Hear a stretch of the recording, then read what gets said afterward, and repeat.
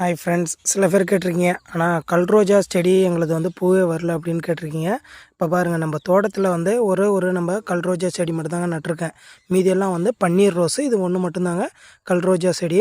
இது எந்த அளவுக்கு நம்மளுக்கு கிளச்சி பூ கொடுத்துருக்கு பாருங்கள்.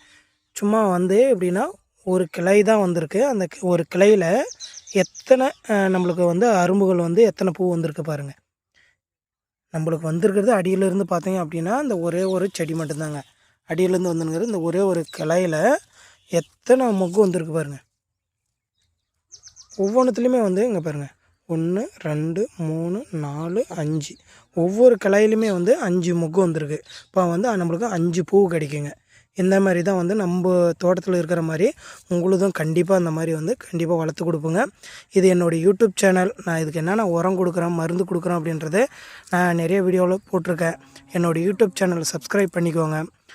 பண்ணாதவங்களும் அப்படியே பண்ணிக்குவாங்க. அப்போ தான் வந்து நான் போடக்கூடிய ஒவ்வொரு வீடியோவிலையும் நான் கொடுக்கக்கூடிய மருந்து உரம் வந்து ஃபாலோ பண்ணிங்கன்னா இந்த மாதிரி உங்களுதும் பூ வந்து நல்லா அதிகமாகவே வைக்குங்க. இப்போ பாருங்கள், நம்ம கொடுத்த உரத்தினால அடி தண்டுலேருந்து பார்த்திங்க அப்படின்னா ஒரே தண்டு தான் லென்த்துக்கு வந்திருக்கு. அதிலேருந்து வந்து நிறைய கிளை பிரிஞ்சிருக்கு. இந்த மாதிரி கிளை பிரிஞ்சிருக்கு. நெக்ஸ்ட்டு ஒரு இதில் வந்து பாருங்கள் இப்படி பிரிஞ்சிருக்கு. இது வந்து நெக்ஸ்ட்டு சீசனில் நம்மளுக்கு வைக்க போகுது. ஆனால் ஒரு 20 டேஸில் வந்து பூ நம்மளுக்கு இது ஸ்டார்ட் ஆகிடுங்க.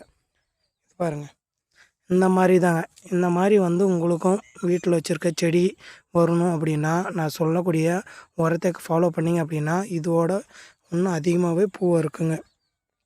எப்பயுமே வந்து செடிக்கு வந்து தண்ணி கொஞ்சம் கம்மியாகவே விடணும்.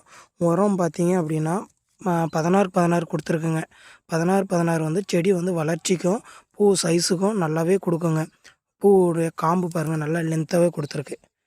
ஒவ்வொரு பூவிலுமே வந்து காம்பு லென்த்தாகவே இருக்குது.